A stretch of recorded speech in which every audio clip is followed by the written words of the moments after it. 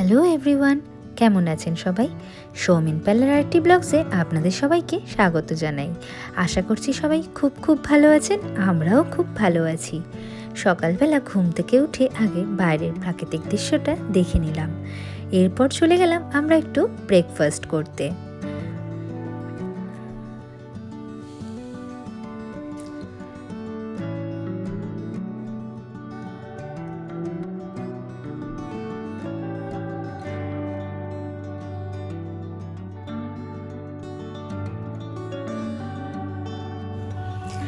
আমরা বেরিয়ে পড়লাম মাওলিংনং যাওয়ার উদ্দেশ্যে। তাহলে চলুন যাওয়া যাক। এখানকার রাস্তাঘাট কিন্তু খুবই পরিষ্কার পরিচ্ছন্ন আর খুব সুন্দর।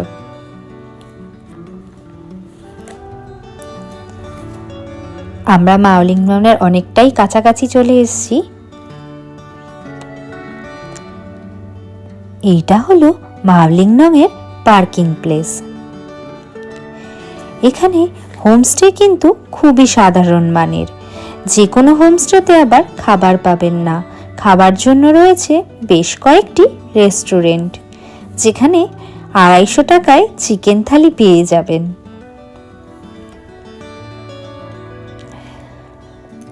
খাওয়া দাওয়া সেরে আমরা একটু বেরিয়ে পড়লাম গ্রামটা ঘুরতে।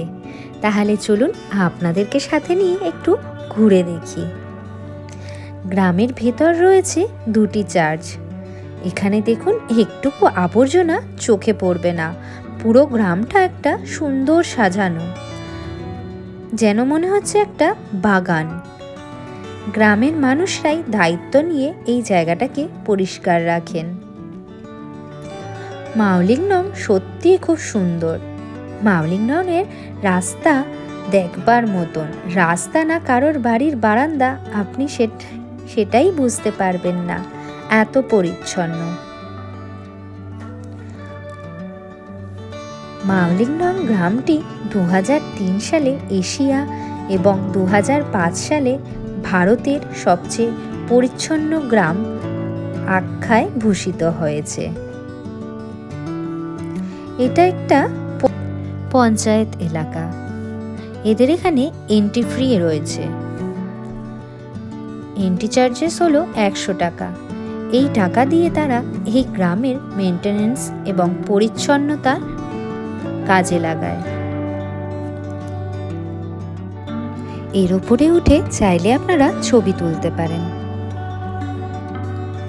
এখান থেকে বেরোনোর সময় চোখে পড়লো আবার আমার ফুচকা, তাই এখান থেকেও একটুখানি ফুচকা খেয়ে নিলাম। ফুচকা খেয়ে আমরা আবার বাড়ি যাওয়ার উদ্দেশ্যে বেরিয়ে পড়লাম। কিন্তু মার্কেটটা না ঘুরে কি আর বাড়ি যাওয়া যায়? তাই একটু মার্কেটটাও ঘুরে নিলাম।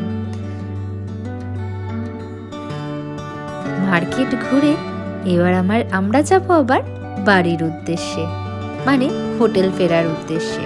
তাহলে চলুন ফেরা যাক। আবার আপনাদের সাথে দেখা হবে পরবর্তী ব্লগে নতুন কোনো জায়গায়।